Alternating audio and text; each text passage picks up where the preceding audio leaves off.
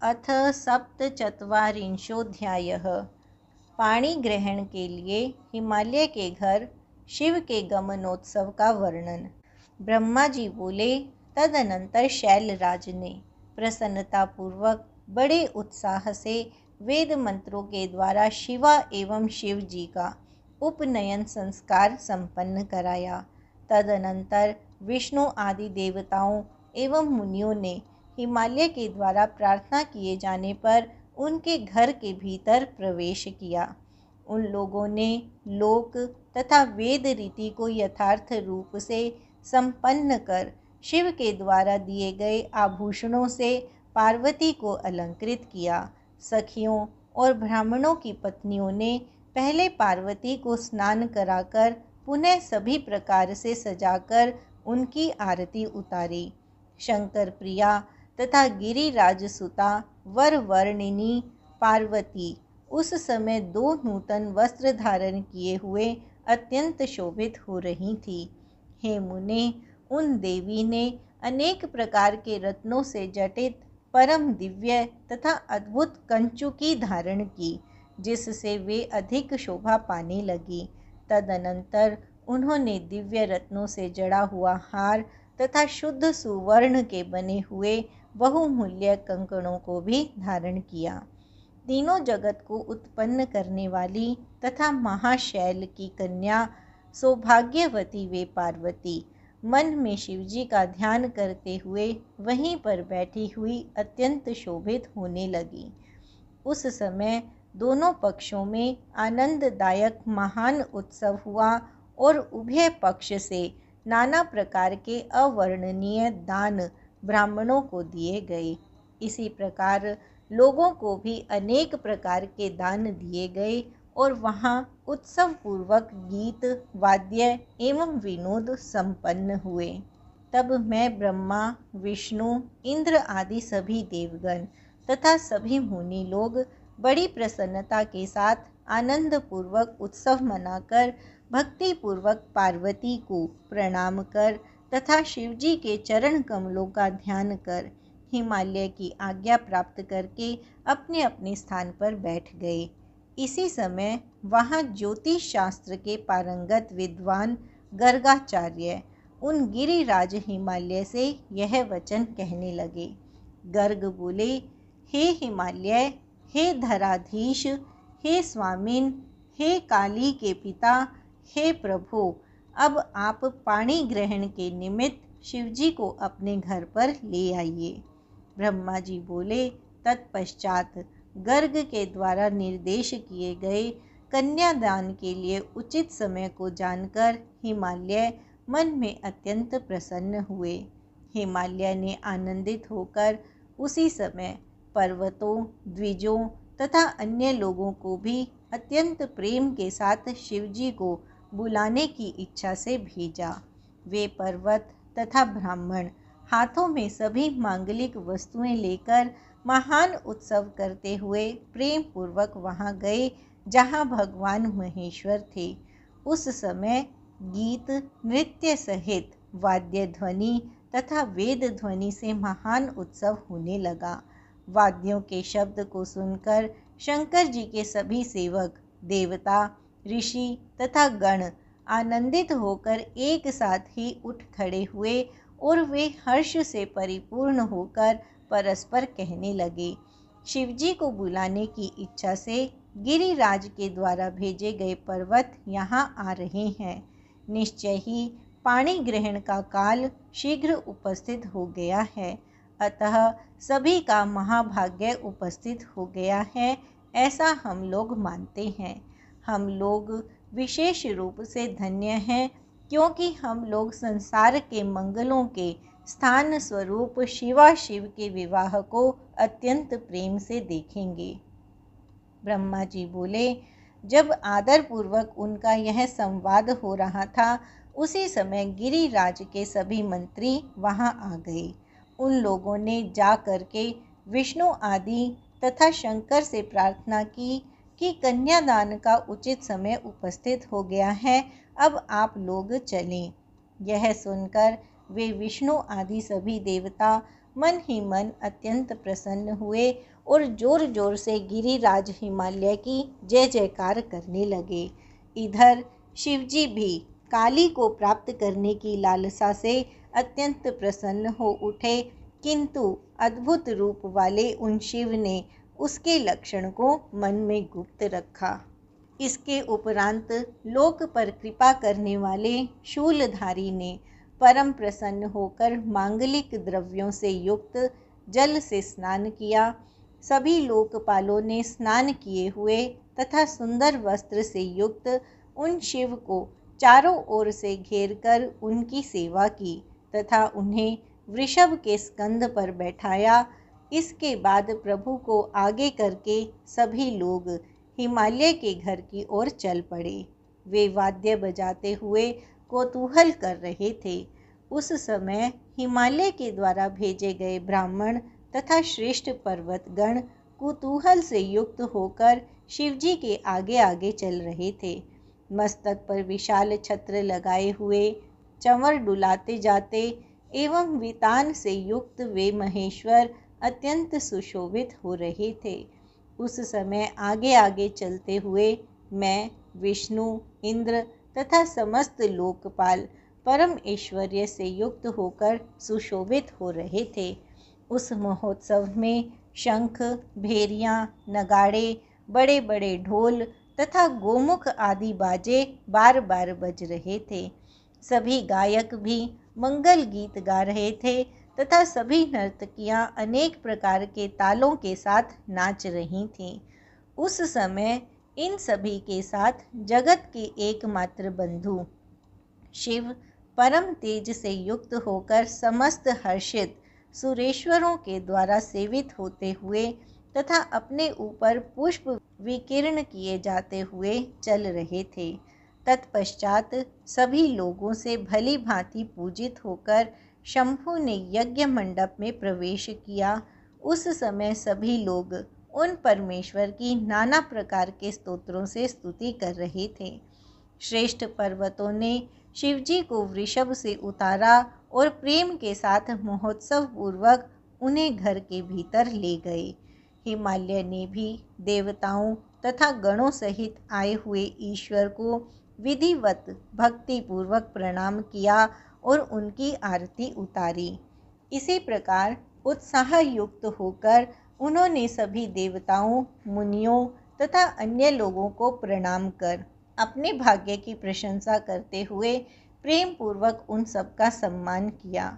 वे हिमालय, विष्णु और प्रमुख देव समुदाय सहित ईशान को उत्तम पाद्य तथा अर्घ्य प्रदान कर उन्हें अपने घर में ले गए और उन्होंने आंगन में रत्न के सिंहासन पर विशेष विशेष देवताओं को, मुझे, विष्णु को, ईश को तथा सभी विशिष्ट लोगों को आदर पूर्वक बैठाया। मीना ने भी बड़े प्रेम से अपनी सखियों, ब्राह्मण स्त्रियों तथा अन्य पुरंधरियों के साथ मुदित होकर शिवजी की आरती उतारी। कर्मकांड के ज्ञाता पुरोहित ने मधुपर्क दान आदि जो जो कृत्य था वह सब महात्मा शंकर के लिए संपन्न किया। हे मुने, पुरोहित ने मेरे द्वारा प्रेरित होकर प्रस्ताव के अनुकूल जो मांगलिक कार्य था उसे किया। उसके बाद अंतर्वेदी में बड़े प्रेम से प्रविष्ट होकर हिमालय वेदी के ऊपर समस्त आभूषणों से विभूषित तन्वंगी कन्या पार्वती जहाँ विराजमान थी, वहाँ विष्णु तथा मेरे साथ महादेव जी को ले गए। उस समय वहाँ बृहस्पति आदि देवता कन्यादानोचित लग्न की प्रतीक्षा करते हुए अत्यंत आनंदित हो रहे थे। जहाँ घटिका यंत्र स्थापित था वहीं पर गर्गाचार्य बैठे हुए थे। विवाह की घड़ी आने तक वे प्रणव का जप कर रहे थे। गर्गाचार्य ने पुण्याह वाचन करते हुए अक्षतों को पार्वती की अंजलि में दिया। तब पार्वती ने प्रेम पूर्वक शिव के ऊपर अक्षतों की वर्षा की। इसके बाद परम उदार तथा सुंदर मुख वाली उन पार्वती ने दही, अक्षत तथा कुश के जल से शिवजी की पूजा की। जिनके लिए उन शिवा ने पूर्व काल से अत्यंत कठोर तप किया था, उन शंभु को प्रेम पूर्वक देखती हुई वे अत्यंत शोभित हो रही थीं।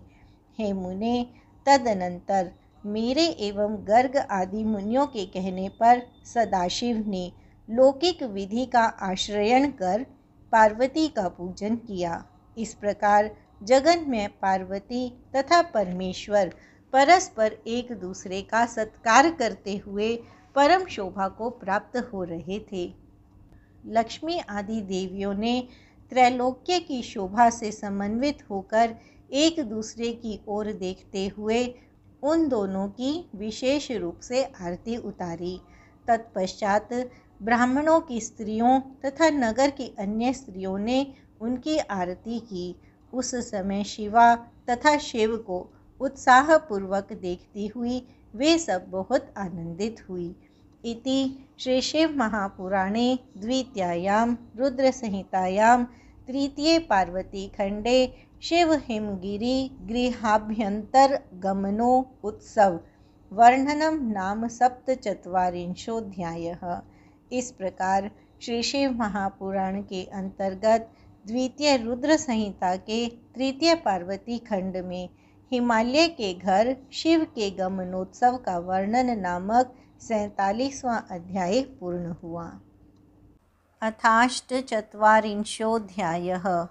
शिव पार्वती के विवाह का प्रारंभ। हिमालय द्वारा शिव के गोत्र के विषय में प्रश्न होने पर नारद जी के द्वारा उत्तर के रूप में शिव महात्म्य प्रतिपादित करना। हर्षयुक्त हिमालय द्वारा कन्यादान कर विविध उपहार प्रदान करना। ब्रह्मा जी बोले, इसी समय वहाँ गर्गाचार्य से प्रेरित हो मीना सहित हिमवान कन्यादान करने हेतु उद्यत हुए। उस समय वस्त्र तथा आभूषणों से शोभित महाभागा मीना सोने का कलश लेकर पति हिमवान के दाहिने भाग में बैठ गई। तत्पश्चात पुरोहित के सहित हिमालय ने प्रसन्न होकर पाद्य आदि से और वस्त्र, चंदन तथा आभूषण से उन वर का वरण किया। इसके बाद हिमालय ने ब्राह्मणों से कहा, अब कन्यादान का यह समय उपस्थित हो गया है, अतः आप लोग संकल्प के लिए तिथि आदि का उच्चारण कीजिए।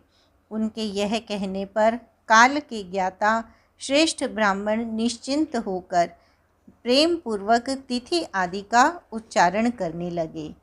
तब सृष्टिकर्ता परमेश्वर शंभु के द्वारा हृदय से प्रेरित हुए हिमालय ने हंसते हुए प्रसन्नता के साथ शिवजी से कहा, हे शंभो, अब आप अपने गोत्र, प्रवर, कुल, नाम, वेद तथा शाखा को कहिए, विलंब मत कीजिए। ब्रह्मा जी बोले, उन हिमालय की यह बात सुनकर भगवान शंकर प्रसन्न होते हुए भी उदास हो गए और शोक के योग्य न होते हुए भी शोक युक्त हो गए। उस समय श्रेष्ठ देवताओं, मुनियों, गंधर्वों, यक्षों तथा सिद्धों ने जब शंकर को निरुत्तर मुख देखा, तब हे नारद, आपने सुंदर हास्य किया। हे नारद, उस समय ब्रह्मवेता तथा शिवजी में आसक्त चित्त वाले आपने शिवजी के द्वारा मन से प्रेरित होकर वीणा बजाई। उस समय पर्वतराज, विष्णु, मैंने, देवताओं तथा सभी मुनियों ने आप बुद्धिमान को ऐसा करने से हठपूर्वक रोका, किंतु जब शिवजी की इच्छा से आप नहीं माने, तब पुनः हिमालय ने आपसे कहा, इस समय आप वीणा मत बजाइए। हे बुद्धिमान, हे देवर्षे, जब उन्होंने हठपूर्वक आपको मना किया, तब आप महेश्वर का स्मरण करके हिमालय से कहने लगे। नारद जी बोले, हे पर्वतराज, आप मूढ़ता से युक्त हैं, अतः कुछ भी नहीं जानते। महेश्वर के विषय में कथनीय बातों से आप सर्वथा अनभिज्ञ हैं। आपने इस समय जो इन साक्षात महेश्वर से गोत्र बताने के लिए कहा है, वह वचन अत्यंत हास्यास्पद है। हे पर्वत, ब्रह्मा, विष्णु आदि भी इनका गोत्र कुल नाम नहीं जानते, दूसरों की क्या बात कही जाए। हे शैल, जिनके एक दिन में करोड़ों ब्रह्मा लय को प्राप्त हो जाते हैं, उन शंकर का दर्शन आपने आज काली के तप के प्रभाव से ही किया है। ये प्रकृति से परे पर ब्रह्म, अरूप, निर्गुण, निराकार, निर्विकार, मायाधीश तथा परात्पर हैं। ये स्वतंत्र, भक्तवत्सल और गोत्र, कुल तथा नाम से सर्वथा रहित हैं। ये अपनी इच्छा से ही सगुण, सुंदर शरीर वाले तथा अनेक नाम वाले हो जाते हैं। ये गोत्रहीन होते हुए भी श्रेष्ठ गोत्र वाले हैं, कुलहीन होते हुए भी उत्तम कुल वाले हैं और आज पार्वती के तप से आपके जामाता हुए हैं, इसमें संदेह नहीं। उन लीला विहारी ने चराचर सहित जगत को मोहित कर रखा है। हे गिरिसत्तम, कोई महान ज्ञानी भी इन्हें नहीं जानता। ब्रह्मा जी भी लिंग की आकृति वाले महेश के मस्तक को नहीं देख सके। विष्णु भी पाताल तक जाकर इन्हें नहीं प्राप्त कर पाए और आश्चर्यचकित हो गए। हे गिरिश्रेष्ठ, अधिक कहने से क्या लाभ। शिव जी की माया बड़ी दुस्तर है। त्रैलोक्य और विष्णु, ब्रह्मा आदि भी उसी माया के अधीन हैं। इसलिए हे पार्वती तात, प्रयत्नपूर्वक भली भांति विचार करके आप वर के गोत्र, कुल एवं इस प्रकार के वर के संबंध में थोड़ा भी संदेह मत कीजिए। ब्रह्मा जी बोले, हे मुने, ऐसा कहकर ज्ञानी तथा शिव की इच्छा से कार्य करने वाले आप पर्वतराज को अपनी वाणी से हर्षित करते हुए पुनः उनसे कहने लगे। नारद जी बोले, हे तात, हे महाशैल, हे शिवाजनक, आप मेरी बात सुनिए तथा उसे सुनकर शंकर जी को अपनी कन्या प्रदान कीजिए। लीला से अनेक रूप धारण करने वाले सगुण महेश का गोत्र तथा कुल केवल नाद ही जानिए। शिव नाद में है और नाद भी शिव में है, यही सत्य है। शिव तथा नाद, इन दोनों में भेद नहीं है। सृष्टि के आरंभ में लीला से सगुण रूप धारण करने वाले शिव के द्वारा सर्वप्रथम नाद की उत्पत्ति होने के कारण वह सर्वश्रेष्ठ हैं। इसलिए हे हिमालय, अपने मन में सर्वेश्वर शिव से प्रेरित होकर मैंने आज वीणा बजाई है। ब्रह्मा जी बोले, हे मुने, गिरीश्वर हिमालय आपका यह वचन सुनकर संतुष्ट हो गए और उनके मन का विस्मय जाता रहा। तब विष्णु आदि वे देवता एवं मुनि विस्मय रहित हो साधु साधु ऐसा कहने लगे। सभी विद्वान लोग महेश्वर के गांभीर्य को जानकर विस्मित होकर परम आनंद में निमग्न हो परस्पर कहने लगे, जिनकी आज्ञा से यह विशाल जगत उत्पन्न हुआ है और जो पर से भी परे निज बोध स्वरूप हैं, स्वतंत्र गति वाले एवं उत्कृष्ट भाव से जानने योग्य हैं, उन त्रिलोकपति शिव को आज हम लोगों ने भली भांति देखा। तदनंतर वे सुमेरु आदि सभी श्रेष्ठ पर्वत संदेह रहित होकर एक साथ पर्वत राज हिमालय से कहने लगे। पर्वत बोले, हे शैलराज, अब आप कन्यादान करने के लिए समुद्यत हो जाइए। विवाद से क्या लाभ। ऐसा करने से निश्चय ही आपके कार्य में बाधा होगी। हम लोग सत्य कहते हैं, अब आपको विचार नहीं करना चाहिए, अतः आप शिव को कन्या प्रदान कीजिए। ब्रह्मा जी बोले, उन सुहृदों की वह बात सुनकर विधि से प्रेरित होकर हिमालय ने शिव को अपनी कन्या का दान कर दिया। उन्होंने कहा, हे परमेश्वर, मैं अपनी कन्या आपको दे रहा हूँ। हे सकलेश्वर, आप भार्या के रूप में इसे ग्रहण कीजिए और प्रसन्न होइए। इस प्रकार तीनों लोगों को उत्पन्न करने वाली अपनी कन्या पार्वती को हिमालय ने इस मंत्र से उन महान शिव को अर्पण कर दिया। इस प्रकार पार्वती का हाथ शिवजी के हाथ में रखकर वे हिमालय मन में बहुत प्रसन्न हुए, मानो उन्होंने इच्छा रूपी महासागर को पार कर लिया हो। पर्वत पर शयन करने वाले परमेश्वर ने प्रसन्न होकर अपने हाथ से वेद मंत्र के द्वारा पार्वती का कर कमल ग्रहण किया।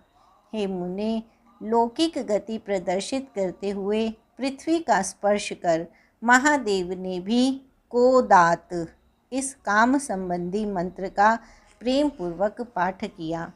उस समय सर्वत्र आनंददायक महान उत्सव होने लगा और स्वर्ग, भूमि तथा अंतरिक्ष में तीव्र जय ध्वनि होने लगी।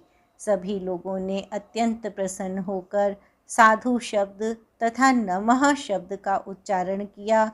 गंधर्वगण प्रीतिपूर्वक गान करने लगे तथा अप्सराएं नाचने लगीं।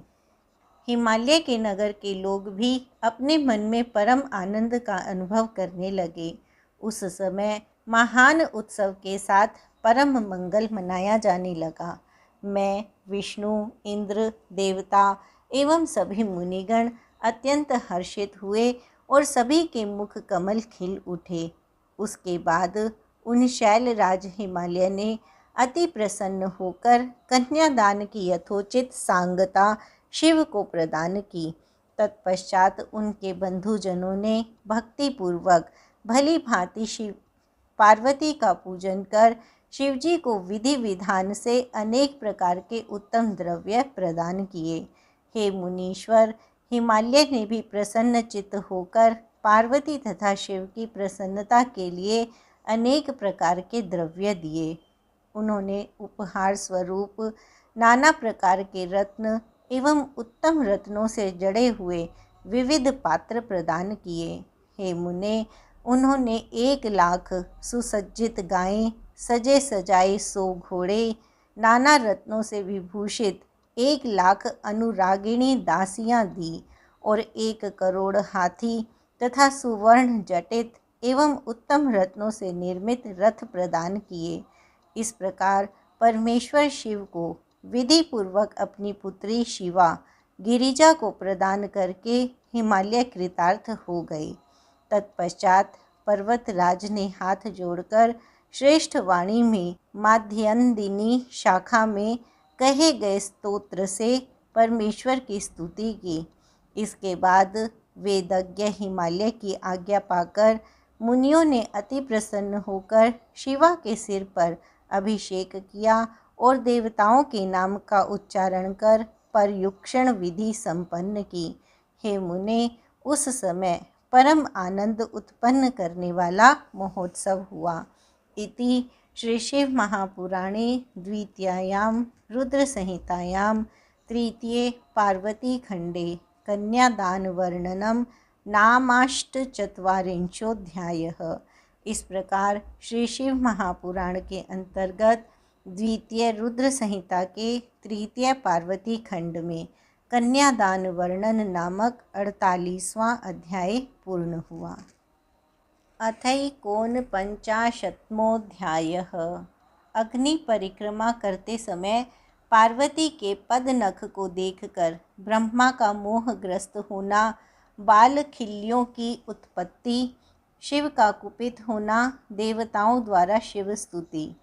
ब्रह्मा जी बोले, हे नारद, इसके अनंतर मेरी आज्ञा से ईश्वर ने ब्राह्मणों द्वारा अग्नि स्थापन करके पार्वती को अपने पास बैठाकर हवन किया।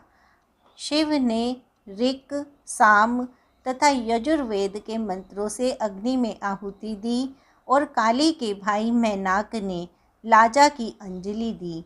हे तात, इसके बाद लोकाचार का विधान कर काली और शिव दोनों ने प्रसन्नता के साथ विधिवत अग्नि की प्रदक्षिणा की। हे देवर्षे, उस समय गिरिजापति शंकर ने एक अद्भुत चरित्र किया। मैं आपके स्नेह के कारण उसका वर्णन करता हूँ, आप सुनिए। उस समय शिव की माया से मोहित हुआ मैं पार्वती के चरणों में मनोहर नख चंद्र को देखने लगा। हे देव मुने, उसके दर्शन से मैं मोहित हो उठा और मेरा मन अत्यंत क्षुब्ध हो गया। मोहित होकर मैं बार बार उनके अंगों को देखने लगा। तब उस देखने से मेरा तेज शीघ्र ही पृथ्वी पर गिर गया और मैं अत्यंत लज्जित हो गया। यह देखकर महादेव जी अत्यंत कुपित हो गए और तब उन्होंने मुझ ब्रह्मा को शीघ्र मारने की इच्छा की। हे नारद, वहाँ सर्वत्र बड़ा हाहाकार होने लगा। सभी लोग कांपने लगे तथा विश्व को धारण करने वाले विष्णु को भय होने लगा। हे मुने, तब विष्णु आदि देवगण कोपयुक्त अपने तेज से प्रज्वलित होते हुए और मुझ ब्रह्मा को मारने के लिए उद्यत उन शिवजी की स्तुति करने लगे। देवता बोले, हे देवदेव, हे जगत व्यापिन, हे परमेश, हे सदाशिव, हे जगतपते, हे जगन्नाथ, हे जगन्मय, आप प्रसन्न हो। आप सभी पदार्थों की आत्मा, सबके हेतु, ईश्वर, निर्विकार, अव्यय, नित्य, निर्विकल्प, अक्षर तथा सबसे परे हैं। आप इस जगत के आदि, मध्य, अंत एवं अभ्यंतर तथा बाहर विराजमान हैं। आप अव्यय, सनातन एवं तत्पद वाच्य सच्चिदानंद ब्रह्म हैं। मुक्ति की कामना वाले दृढ़ व्रत मुनिजन सब प्रकार से संग का परित्याग कर आपके ही चरण कमल की उपासना करते हैं। आप अमृत स्वरूप, शोक रहित, निर्गुण, श्रेष्ठ, आनंद मात्र, व्यग्रता रहित, निर्विकार, आत्मा से रहित तथा माया से परे पूर्ण ब्रह्म हैं। आप संसार की उत्पत्ति, पालन तथा प्रलय के कारण हैं। इस संसार को आपकी अपेक्षा है, किंतु सर्वत्र व्यापक आप परमात्मा को किसी की अपेक्षा नहीं है। आप एक होते हुए भी सत एवं असत हैं, द्वैत एवं अद्वैत हैं, गढ़े हुए तथा न गढ़े हुए। स्वर्ण में जैसे वस्तु भेद नहीं है, वैसे ही आप भी हैं। पुरुषों ने अज्ञानता के कारण आप में विकल्प का आरोप किया है, इसलिए सोपाधि में ब्रह्म का प्रतिकार किया जाता है, किंतु निरुपाधि में नहीं। हे महेशान, हम सब आपके दर्शन मात्र से धन्य हो गए, क्योंकि आप दृढ़ भक्तों को आनंद प्रदान करते हैं। अतः हे शंभो, हम लोगों पर दया कीजिए। आप आदि हैं, आप अनादि हैं, आप प्रकृति से परे पुरुष हैं। आप विश्वेश्वर, जगन्नाथ, निर्विकार एवं पर से भी परे हैं। हे प्रभो, रजोगुण युक्त ये जो विश्वमूर्ति पितामह ब्रह्मा हैं और सत्व गुण से युक्त पुरुषोत्तम विष्णु हैं, वे आपकी ही कृपा से हैं। कालाग्नि रुद्र तमोगुण से युक्त हैं। आप परमात्मा सभी गुणों से परे हैं। आप सदाशिव महेशान, सर्वव्यापी तथा महेश्वर हैं। हे विश्वमूर्ते, हे महेश्वर, व्यक्त महतत्व, पंचभूत, तन्मात्राएं एवं इंद्रियां आप से ही अधिष्ठित हैं। हे महादेव, हे परेशान, हे करुणाकर, हे शंकर, प्रसन्न होइए। हे देव देवेश पुरुषोत्तम, प्रसन्न हो जाइए। हे प्रभो, सातों समुद्र आपके वस्त्र, सभी दिशाएं आपकी महाभुजाएं, द्युलोक आपका सिर, आकाश नाभि तथा वायु नासिका है। हे प्रभो, रवि, सोम, अग्नि आपके नेत्र, मेघ आपके केश और नक्षत्र तारा ग्रह आपके आभूषण हैं। हे शंकर, आप वाणी तथा मन से सर्वथा अगोचर हैं। अतः हे देवेश, हे विभो, हे परमेश्वर, हम लोग आपकी स्तुति किस प्रकार करें। पंचमुख 50 करोड़ मूर्ति वाले त्रिलोकेश, वरिष्ठ एवं विद्या तत्व स्वरूप आप रुद्र को प्रणाम है। अनिर्देश्य, नित्य, विद्युत ज्वाला के समान रूप वाले अग्निवर्ण एवं देवाधिदेव आप शंकर को बार बार नमस्कार है। करोड़ों विद्युत के समान प्रकाशमान, अष्टकोण वाले तथा अत्यंत सुंदर रूप को धारण करके इस लोक में स्थित रहने वाले आपको नमस्कार है। ब्रह्मा जी बोले, उन देवताओं की यह बात सुनकर प्रसन्न हुए भक्त वत्सल परमेश्वर ने मुझ ब्रह्मा को शीघ्र ही अभय प्रदान कर दिया। हे तात, उसके बाद विष्णु आदि सभी देवता तथा मुनिगण मंद मंद हंसते हुए परम आनंदित हो उठे।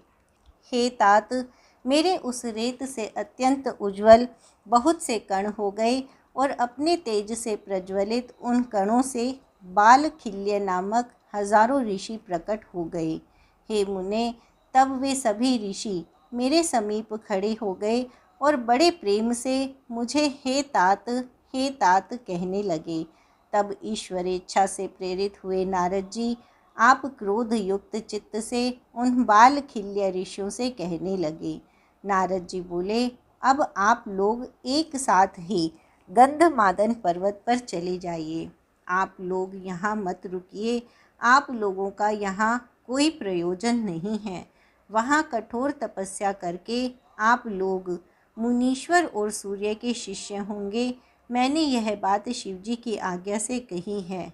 ब्रह्मा जी बोले, इस प्रकार कहे गए वे बालखिल्य शंकर जी को नमस्कार करके शीघ्र ही गंधमादन पर्वत पर चले गए। हे मुनीश्वर, तब शिवजी के द्वारा प्रेरित विष्णु आदि ने मुझे बहुत समझाया और मैं निर्भय हो गया और फिर सर्वेश शंकर को भक्त वत्सल, संपूर्ण कार्यों को करने वाला तथा दुष्टों के गर्व को नष्ट करने वाला समझकर उनकी स्तुति करने लगा। हे देवदेव, हे महादेव, हे करुणा सागर, हे प्रभो, आप ही सब प्रकार से सबके कर्ता, भरता तथा हरता हैं।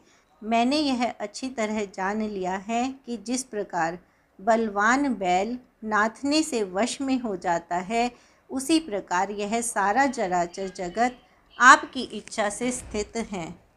इस प्रकार कहकर हाथ जोड़ मैंने शिव को प्रणाम किया और विष्णु आदि अन्य सभी ने भी उन महेश्वर की स्तुति की। तब दीन भाव से की गई विष्णु आदि सभी देवताओं की तथा मेरी शुद्ध स्तुति सुनकर महेश्वर प्रसन्न हो गए। हे मुने, उन्होंने प्रसन्न चित्त होकर मुझे अति श्रेष्ठ अभयदान दिया। सभी ने महान सुख प्राप्त किया और मुझे अत्यंत प्रसन्नता हुई। इति श्री शिव महापुराणे द्वितीयायां रुद्रसंहितायां तृतीये पार्वतीखंडे विधि मोह वर्णनम नामैकोनपंचाशत्मोऽध्यायः। इस प्रकार श्री शिव महापुराण के अंतर्गत द्वितीय रुद्र संहिता के तृतीय पार्वती खंड में ब्रह्मा के मोह का वर्णन नामक 49वां अध्याय पूर्ण हुआ।